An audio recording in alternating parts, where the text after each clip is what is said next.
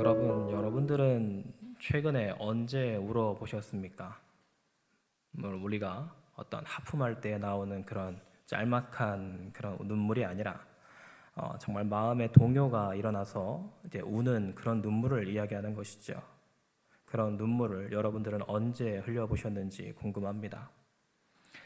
텔레비전에서 나오는 어떤 프로그램, 어떤 영화, 그런 것을 보면서 또 어떤 감동적인 장면, 슬픈 장면을 보면서 눈물을 흘릴 수도 있고, 아니면 우리가 책을 보면서 또 어떤 이야기를 통하여 우리가 눈물을 흘릴 수도 있을 것입니다.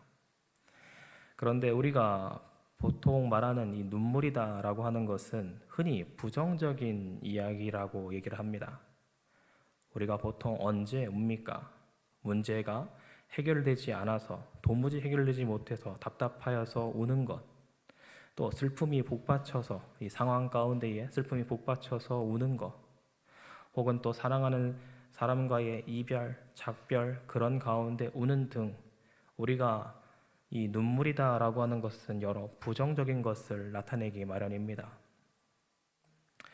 또 그렇지 않다라고 한다면 우리가 감동적인 장면을 보거나 아니면 그것들을 생각하거나 그때 일을 기억할 때에 우리가 어떤 감동을 느꼈을 때에 눈물을 흘리기도 하죠.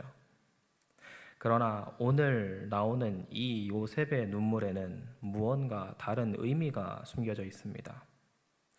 오늘 우리가 본 이 본문 1절에서 이 15절까지의 이야기는 쉽게 말하면 눈물로 시작하여서 눈물로 끝난 이야기입니다. 그런데 그 가운데 과연 그렇다라고 한다면 그리스도인들에게, 성도들에게는 어떤 의미가, 이 눈물에는 어떤 의미가 있는지를 이제 보려고 합니다. 우리는 지난 시간에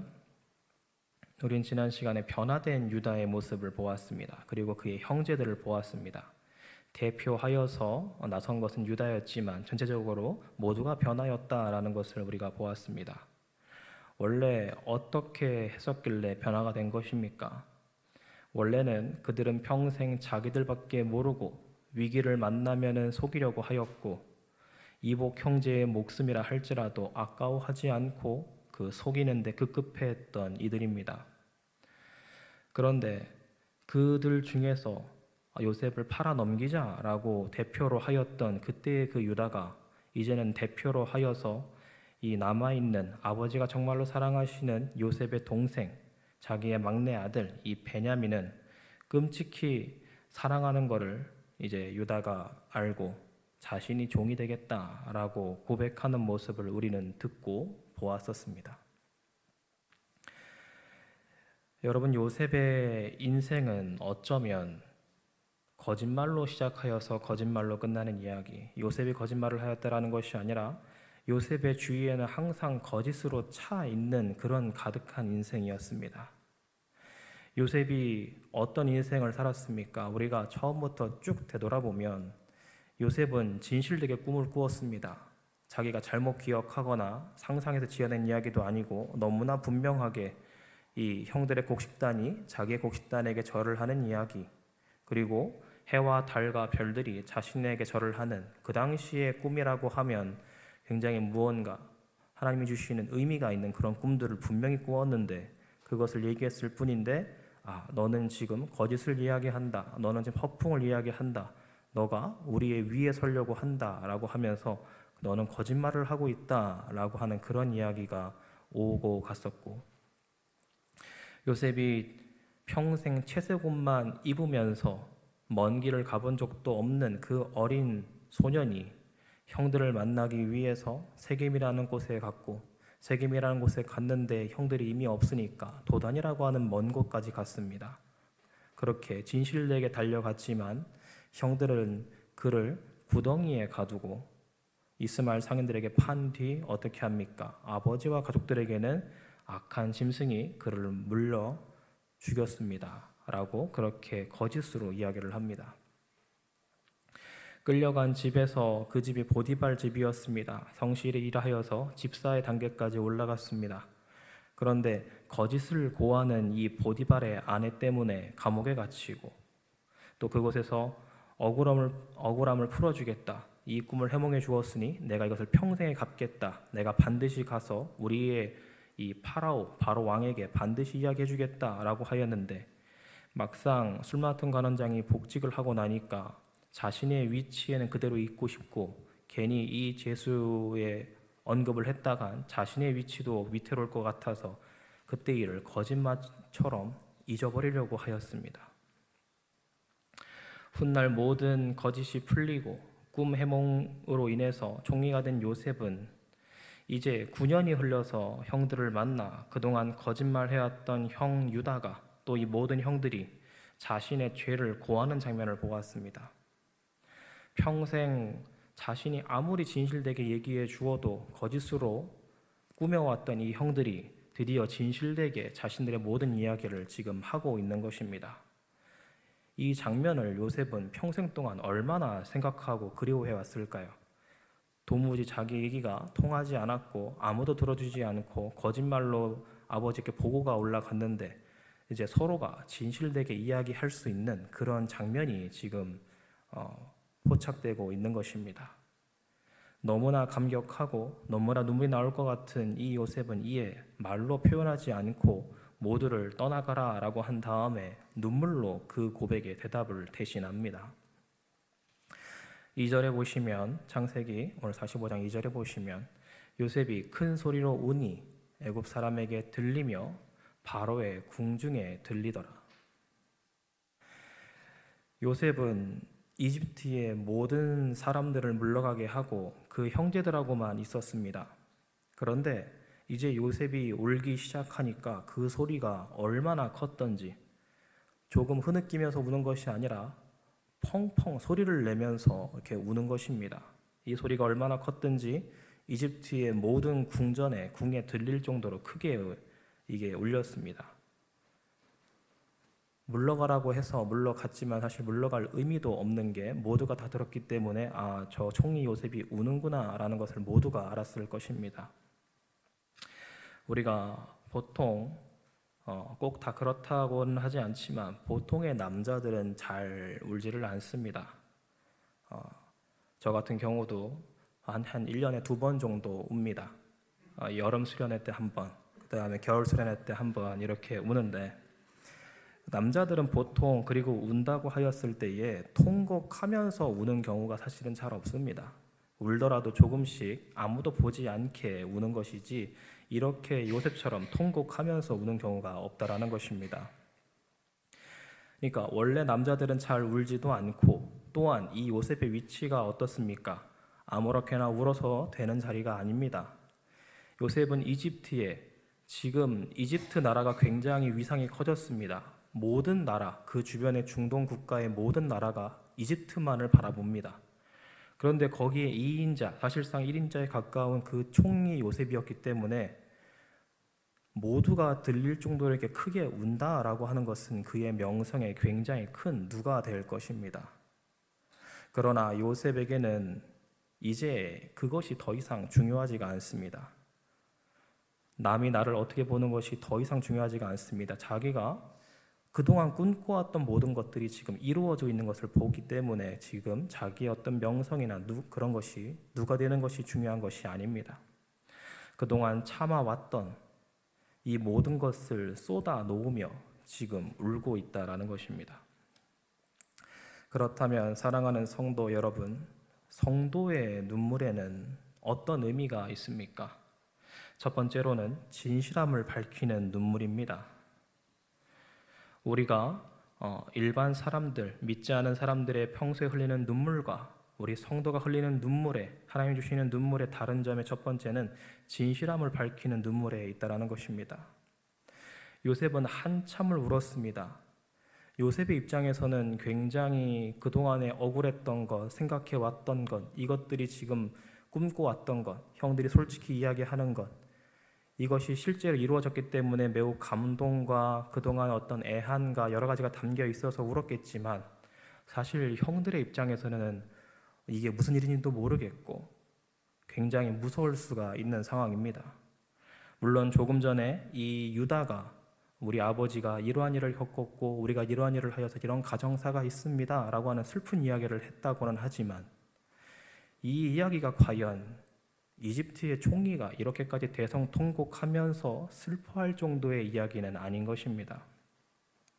우리가 적당히 웃긴 영화 같은 것을 볼 때에 적당히 웃긴 영화입니다. 그런데 그것을 보고 누가 한참을 웃는다거나 적당히 조금 슬픈 이야기를 누가 같이 보았는데 그것을 보고 한참을 운다라고 하면 누구나 이상하게 생각하듯이 이 총리의 이러한 반응이 형들은 무서워서 어찌할 줄을 모르겠다라는 것입니다. 이때 요셉이 자신이 우는 이유, 지금 이렇게 펑펑 우는 이유를 이제 밝히려고 합니다. 3절과 4절에 보시면 요셉이 그 형들에게 이르되 나는 요셉이라 내 아버지께서 아직 살아계시나이까? 형들이 그 앞에서 놀라서 대답하지 못하더이다. 요셉이 형들에게 이르되 내게로 가까이 오소서. 그들이 가까이 가니 이르되 나는 당신들의 아우 요셉이니 당신들이 애굽에 판 자라. 요셉은 이제 그 어떤 선의의 거짓말도 하지 않습니다.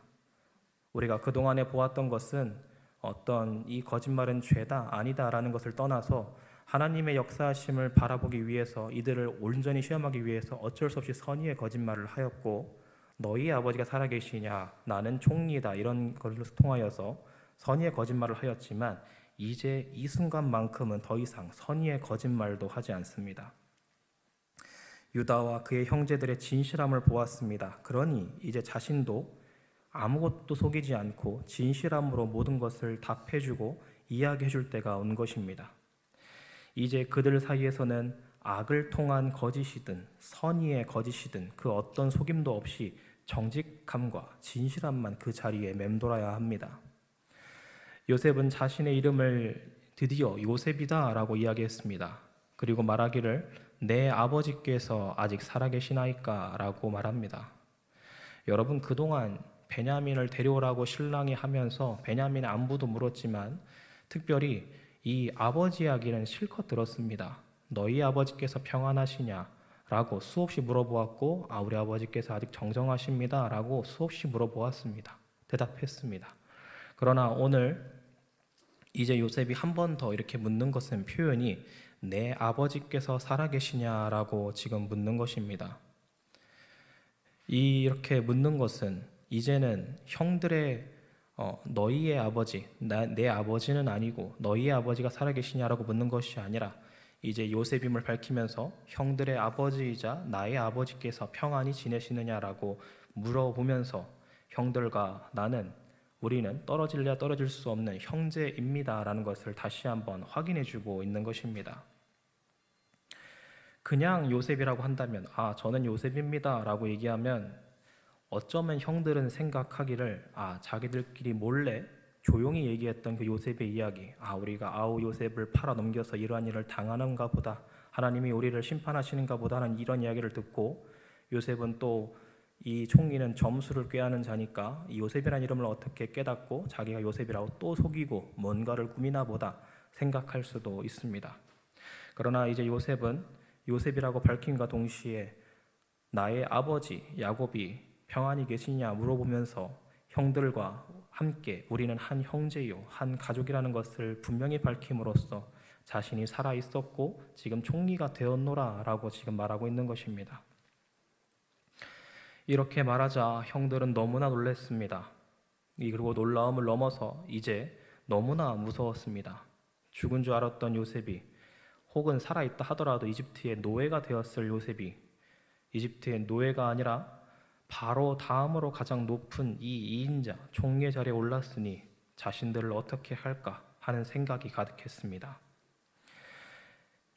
이 요셉은 형들이 무엇 때문에 두려워하는지를 너무나 잘 알고 있지만 여러분 모든 것에는 진실함으로 풀어야 한다는 것을 또한 알고 있습니다. 그래서 울면서 이야기하기를 나 요셉은 당신들이 지난날 애굽에서 판 그 동생 요셉입니다 라고 말하면서 다시 한번 진실함을 이야기하고 있는 것입니다. 겁을 주려는 것이 아니라 서로 솔직해지자라는 것으로 다시 한번 그때의 일들을 상기시키는 것이죠. 진실함의 눈물에는 오해와 거짓이 드러나야만 합니다. 그동안 있었던 부정적인 이야기들, 생각들, 서로 속여왔던 이야기들, 또 남을 미워했던 그런 이야기, 그러나 그것이 모두 풀렸음을 이제 밝히는 것입니다. 이제는 그때의 그 일을 털어놓으면서 얘기할 수가 있는 위치에 있는 것이죠. 그렇기에 진실하면 반드시 지난날 서로 오해하고 또 속여왔고 죄를 지어왔던 그것을 아프지만 꺼내면서 다시 한번 밝혀야 하는 것입니다. 무엇보다 이 진실함을 이야기하는 요셉에게는 사실 이제는 형들보다 더욱 자신이 창피한 이야기입니다. 왜 그렇습니까? 이집트의 바로와 신하들이 한 번도 자신의 가정사를 묻지 않았고 그냥 팔려온 노예인가 보다 라고 생각했을 것이고, 설령 아버지의 조남이 어떻게 되시냐 물어보았어도 어떤 선의의 거짓말로, 이때도 어쩔 수 없이 선의의 거짓말로 나는 먼 히브리의 사람인데 어떻게 돼서 그냥 왔다 라고 이렇게 얘기했을 것인데, 이제 펑펑 울면서 이야기하기를 모든 궁전 앞에서 우리가 서로 팔리고 팔려왔던 이런 집안이다라는 것이 지금 오가고 있으니, 여러분, 이런 서로 속여왔고 동생을 팔아넘겼던 집안이다라고 서로 고백하는 것을 모두가 듣지 않았겠습니까? 그러니까 이집트 사람들이 보기에는 굉장한 콩가루 집안이다라고 생각할 수도 있는 것입니다. 그러나 여러분, 진실함을 밝히는 이 요셉에게 이제 그런 걱정과 두려움은 더 이상 없습니다. 그의 눈물 가운데의 고백은 이제 하나님과 사람들 앞에 조금 더 거짓이 없이 진실함으로 지금 고백하고 있는 것입니다. 그렇다면 사랑하는 성도 여러분, 성도의 눈물에는 어떤 의미가 있습니까? 하나님의 뜻을 깨닫는 눈물입니다. 창세기 45장 5절에 보시면, 당신들이 나를 이곳에 팔았다고 해서 근심하지 마소서, 한탄하지 마소서. 하나님이 생명을 구원하시려고 나를 당신들보다 먼저 보내셨나이다. 요셉은 형들에게 비록 형들이 악한 의도로 나를 팔았지만 이 모든 뜻이 알고 보니 하나님께서 선한 뜻이 있어서 나는 팔려온 것이 아니라 먼저 보내셔서 이곳에 있다라고 지금 이야기를 합니다. 물론 요셉이 총리가 되었을 때에 이 사실을 알았을 것입니다. 자신이 왜 여기 팔려왔을까? 나는 열심히 일했을 뿐인데 왜 감옥에 갇혔을까? 이런 생각을 종종 하지 않았겠습니까? 근데 그러다가 총리가 되고 나니까 하나님께서 나를 민족과 생명을 살리시기 위해 이곳에 보내셨구나라는 것을 알았을 것입니다. 그러나 더욱 확실하게 알 수 있던 것은 오늘입니다. 확실한 것은 이제 이 형들을 만나서 오늘 이 자리에서 서로 모든 것을 밝혔을 때에 확신이 들었을 것입니다. 형들이 자신이 꾸었던 꿈처럼 정말 곡식단이 절하는 것처럼 자기에게 절을 하였고, 또 이 형 유다가 진심 어린 사랑의 고백을 함으로써 자신도 이제 진실을 밝히며 이제 해와 달을 의미하는 온 가족을 모두가 불러서 우리가 함께 있을 수 있겠구나. 하나님이 정말 그동안 생각은 해왔지만 정말 이 날을 위해서 오늘 나를 이곳에 보내셨구나. 이제 모든 것을 속히 이루시겠구나 라는 것을 깨달았을 것입니다. 우리가 오해를 깨닫고 서로 앙금을 풀 때에 사실 이야기가 얼마나 많으며 또 서로 내가 잘못했노라 하는 그 시간이 또 얼마나 깁니까? 세상 사람들은 서로 오해가 있을 때에 서로 내가 잘못했다라고 하면서 고백하면서 한참을 울고 이 서로 죄를 고백하는 시간으로 길게 이야기를 할 것입니다. 물론 그것이 나쁘다라는 것은 결코 아닙니다. 그러나 이들의 사고에는 왜 이렇게 길게 이야기하는 것입니까? 이들의 사고에는 그때 모든 상황이, 그때는 내가 상황이 안 좋았고 또 내가 이랬던 것이 내 의도가 그때 이래서 미안하다라고 하는 서로의 중심에 있는 것입니다.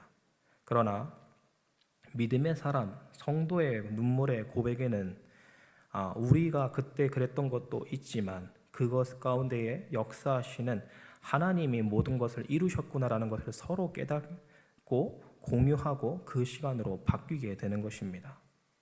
그러니까 단순히 슬픔으로 끝나는 것이 아니라 놀라움과 기쁨으로 바꾸시는 하나님을 찬양하게 되는 그러한 시간으로 바뀐다라는 것입니다. 이것이 세상 사람들의 눈물과 성도들의 눈물이 다른 점입니다. 우리는 이처럼 하나님의 놀라우신 역사와 뜻을 깨달을 때에도 눈물이 나오는 것입니다. 요셉은 이제 모든 일에 하나님의 계획이셨으며 또 모든 일이 잘 지금 해결되었음을 보았습니다. 이 놀라운 섭리 앞에 놀라서 울며 정말 전능하신 하나님은 어찌 이렇게 놀라우신지 형들의 그 사건을 통해 오히려 나를 미리 보내셔서 이집트와 아버지의 집과 여러 민족을 살리시기 위해 미리 부르셨구나라는 것을 놀라움을 찬양하고 지금 함께 나누고 있는 것입니다. 성경에 보면 야곱이 이런 눈물을 흘렸습니다. 일평생 형 에서와 어릴 때부터 담싸우며 형이 받을 축복을 가로채서 서로를 미워하고 만나지를 않다가 이제 만나야 하는 그 자리에서 극심한 두려움으로 떨었습니다. 이는 하나님이 준비하신 계획, 왜 이런 일이 일어났고 하나님이 어떻게 인도하실지를 그가 아직 알지 못했기 때문입니다. 그러나 기도하며 천사와 씨름하여 싸우고 야곱은 이제 형을 만났을 때에 오늘 이 날을 위하여서 하나님이 그동안 다 예비하신 계획이셨구나 라는 걸 깨달으면서 서로 울며 또 넘어가서 반갑게 맞이했습니다. 여러분, 우리도 아직까지 풀리지 않는 문제, 의문이 드는 관계, 또 어떤 여러 사건들이 우리 안에 있습니까? 이것 때문에 금식도 하고 기도도 하고 고민하는 것 가운데에 하나님은 반드시 그 안에 숨겨진 하나님의 계획을 깨닫게 해주실 것이고, 이때 흘리는 눈물은 단순히 슬퍼서 우는 눈물이 아니라 하나님의 놀라운 계획에 감탄하여 흘리는 눈물이 될 줄로 믿습니다. 그렇다면 사랑하는 성도 여러분, 마지막으로 성도의 눈물에는 또 어떤 의미가 있습니까? 관계 회복의 눈물입니다. 요셉은 이제 모든 뜻을 밝히고 이제 형들과 어떻게 관계를 이어나가야 할 것인가를 지금 자신의 위치에서 정해 주어야만 합니다. 오해가 풀렸다고 해서 여러분 모든 것이 다 끝난 것이 아닙니다. 우리도 잘 생각해 보면 그동안에 오랫동안 앙숙이었던 사람들, 오랫동안 인연을 끊었던 사람들과 어떻게 해서 만나서 오해는 풀었는데, 그런데 너무 오랜 시간이 흘러져 있었고 서로 자신만의 방식으로 살아온 세월이 너무 크다 보면 오해만 풀고 관계를 조금 풀었을 뿐이지 서로 떨어져서 자신들의 삶을 살아서 다시 멀어지는 그런 관계가 생각보다 많습니다. 그러나 요셉은 이제는 다시는 떨어져 있거나 이 떨어져 있는 길을 선택하지 않고 요셉은 이렇게 이야기를 합니다. 6절에 보시면 이 땅에 2년 동안 흉년이 들었으나 아직 5년은 밭갈이도 못하고 추수도 못할지라. 요셉은 형들에게 다시 현실을 알려줍니다. 아직 흉년이 많이 남아있습니다. 5년이나 남아있습니다 라고 얘기합니다. 그러면 여러분, 이것은 무엇을 이야기해주고 있는 겁니까? 요셉은 자신과 바로와 이집트 사람들만 알고 있었던 꿈의 비밀, 7년의 흉년이 있고 7년의 흉년이 있다라는 이야기는 이집트 사람들밖에 모르는데 이제 2년의 흉년이 지나가고 있으니 아직 5년의 흉년이 남았다라고 지금 이야기해 주는 것입니다. 그동안 요셉의 꿈을 비웃었던 형들은 이제는 더 이상 비웃지 않습니다. 정말 자신들이 요셉 앞에서 절하였고 곡식을 구하러 갔고 또 요셉이 자신들뿐만 아니라 누구나 바라보는 그 우러러보는 총리의 위치에 있는 것을 보고는 더 이상 이 요셉의 말에 5년이나 흉년이 남았습니다 라는 말에 토를 달거나 의심하거나 네가 거짓말을 한다 라고 생각하지 않습니다. 그저 요셉의 말처럼 이 끔찍한 흉년이 5년이나 더 남았다는데 자신들이 이제 무엇을 먹고 살아야 할지, 아니 그보다 이 눈앞에 있는 동생 요셉이 자신들을 어떻게 할지 순간적으로 굉장히 고민하고 두려웠을 것입니다. 요셉에게는 여러 선택지가 있었습니다. 형들을 벌할 수도 있고 그러면서 베냐민과 아버지만 데리고 오라라고 할 수도 있습니다. 또는 형들을 복수하지 않고 보살펴 주겠습니다. 대신에 우리 집에 와서 종으로 있으시면 되겠습니다 라고 해서 종으로 부릴 수 있는 위치에도 있는 것입니다. 사실 그 정도만 하더라도 굉장히 감지덕지한 것이죠. 또 이렇게 한들 누가 뭐라 할 사람이 없고 충분히 납득이 가는 상황입니다. 그러나 요셉은 흉년이 남은 기간 5년입니다 라고 이야기해 준 다음에 이렇게 이야기합니다. 오늘 말씀 7절에 보시면 하나님이 큰 구원으로 당신들의 생명을 보존하고 당신들의 후손을 세상에 두시려고 나를 당신들보다 먼저 보내셨나니. 오늘 요셉은 단순히 형들만 용서하겠다라는 것이 아니라 당신들의 후손, 그러니까 형들의 자식과 앞으로의 자손들까지 내 이름으로 내가 반드시 책임지고 돌보겠다라고 이야기를 합니다. 형들이 머릿속으로 수차례 돌아가면서 이 고민하고 있던 관계의 부분을 요셉은 한마디로 내가 모두를 품고 내가 모두를 돌보겠다라는 말로 지금 끝내고 마무리하고 있는 것입니다. 이것은 단순히 형들은 지금 가난한 위치에 있고 이방인의 위치에 있고 나는 이렇게 대단한 총리의 위치에 있으니 내가 능력이 되니까 내가 돌보겠다라고 하는 그런 말로 하는 것이 아닙니다. 요셉이 이렇게 말하는 것에는 첫 번째로 하나님께서 자신을 이 자리에 있게 하신 것이 하나님의 뜻이니 당연히 내가 그렇게 해야 한다. 이것이 하나님의 뜻이다 라고 말해주고 있는 것이며, 두 번째로는 요셉은 과거 아버지와 또 눈이 잘 보이지 않았을지라도 자신을 사랑해준 할아버지 이삭의 이야기를 기억했습니다. 하나님께서 우리 민족을 번성하게 하실 것이다 라고 하는 이 선조 아브라함의 이야기를 듣고 자랐을 것입니다. 그렇다면 요셉이 할 것은 이제 모두를 망하지 않게 해야 합니다. 모두를 이집트에 데려와서 함께 지내며 집안 사람들이 점점 늘어나야 됩니다. 민족이 되어야만 합니다. 그래서 이곳에서 내가 책임져서 민족을 이룰 수 있도록 돕고 다시 먼 훗날 하나님이 작정하신 그날에 다시 가나안 땅으로 가야 한다라고 하는 것, 그러기 위해서는 내가 먼저 지금 해야 하는 것은 모두를 품으며 이곳으로 불러 모으는 것이 내가 총리로서 해야 할 하나님께서 주신 나의 사명이다라는 것을 깨달았을 것입니다.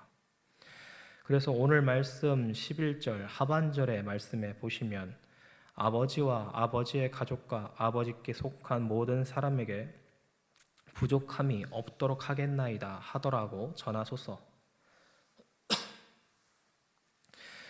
요셉이 형들을 가리켜 아버지와 또 형들과 라고 이야기하지 않고 아버지와 아버지의 가족과 아버지께 속한 모든 사람이라고 말하는 것은 형들과 거리감을 둔다라는 것이 아닙니다. 오히려 아버지의 가족들이라고 얘기함으로써 아까 처음에 말했듯이 비록 우리는 서로 어머니가 다르지만 한 아버지에게서 나온 뗄래야 뗄 수 없는 우리는 한 가족이다 라는 것을 다시 한번 말해주면서 우리의 관계는 이제 회복되었다. 그러므로 안심하라 라고 이야기하는 것입니다. 그리고 이제 형들에게 한 가지 미션을 줍니다. 그것은 지금까지의 모든 일들을 아버지에게 이야기하고 아버지와 그 가족 모두를 이곳에 데려와라 라는 것입니다. 그래서 13절에 보시면 당신들은 내가 애굽에서 누리는 영화와 당신들이 본 모든 것을 다 아버지께 아뢰고 속히 모시고 내려오소서 하며, 형들은 이제 아버지께 가서 그동안 자신이 숨겨왔던 모든 진실, 사실은 요셉은 우리가 팔았습니다. 그리고 온 가족에게 몇십 년 동안 우리가 속여왔습니다 라는 것을 지금 이야기해야 합니다. 이는 더 이상 야곱의 집안에 거짓 없이 진실함만 남게 하기 위해, 이 모든 것이 하나님의 뜻임을 알게 하기 위해, 그리고 마지막으로 아버지와 형들 간의 관계 회복을 위해 무언가 이 속임이 있음으로써 아버지와 멀어졌던 관계를 회복하기 위해 이 10명의 형들이 자신이 속여왔던 것을 이제 풀어야 하는 것을 지금 미션으로 주고 있는 것입니다. 물론 마음이 굉장히 무겁겠지만 모든 것에 선을 이루기 위하여서 그들이 감당해야 할 숙제였습니다. 그렇기에 형들도 어떻게 이 사실을 아버지께 말해야 하지? 라고 하는 두려움보다는 동생이 우리 사랑하는 요셉이 살아있고 사실은 우리가 정말 죽을 죄를 지었습니다. 우리를 용서해 주시옵소서라고 하는, 하나님께서 그리고 모든 것을 선으로 갚으셔서 요셉을 총리가 되게 하셨고 해결 방안을 주신 것에, 얘기하는 것에 그저 하나님 앞에 감사하고 무엇보다 이 요셉과 관계 회복이 되었다는 것에 너무나 감사했습니다. 그래서 오늘 말씀 15절에 보시면 요셉이 또 형들과 입맞추며 안고 오니 형들이 그제서야 요셉과 말하니라. 형들이 미움으로 시작하였던 이야기, 또 아버지와 모두를 속임으로써 시작되었던 이 긴 이야기는 이렇게 오늘 하나님께서 만나게 하셔서 서로 울고 나눔으로 모든 것이 해결되었다라는 것으로 오늘 마무리를 지었습니다. 우리는 시간과 노력을 들인 것에 그것이 해결이 되려면 똑같이 시간과 노력을 들여야 한다라고 하는 그러한 의식이 있습니다. 무언가 어떤 문제에 있어서 이만큼의 시간이 세월이 흘렀다면 이것을 푸는 데에 그만큼의 세월과 시간이 또 필요할 것이다 라는 것이 우리의 생각입니다. 그러나 하나님은 놀랍게도 그동안에 쌓여있던 앙금과 오해와 슬픔과 고통을 오늘 그들이 서로 단 한 번에 울고 나눔을 통하여서 단 한순간에 해결하셨다라는 것입니다. 이것을 통하여서 우리가 무엇을 느낍니까? 우리가 크다라고 생각되어지는 문제들, 우리의 고민들, 그러나 이것이 하나님의 앞에 가져가 내려놓으면 몇 년간 아니 몇십 년간 고민하고 해결되지 않았던 문제들도 단번에 해결된과 동시에 그분의 뜻에 서로 놀라워하며 울고 서로 나누며 회복되는 것을 경험하게 될 것이다 라는 것입니다. 하나님께서 우리의 억울함을 아십니다. 그렇기에 타인 간의 관계에 있어서도 오늘 말씀과 같이 서로 함께 울며 서로 진실을 말하며 하나님의 뜻을 깨닫고 관계가 회복되는 것을 반드시 느끼게 하실 것입니다. 또 혼자 고민하고 있는 문제 또한 하나님이 이것 또한 어루만지시면 하나님을 향해 오해하고 있던 것들, 하나님 왜 나에게 이렇게 하십니까 했던 것들도 그 오해도 풀리며 오히려 전보다 하나님과 자신이 더욱더 친밀해져 가 있다는 것도 발견할 것입니다. 우리 모두 이런 경험이 있기를 소망을 합니다.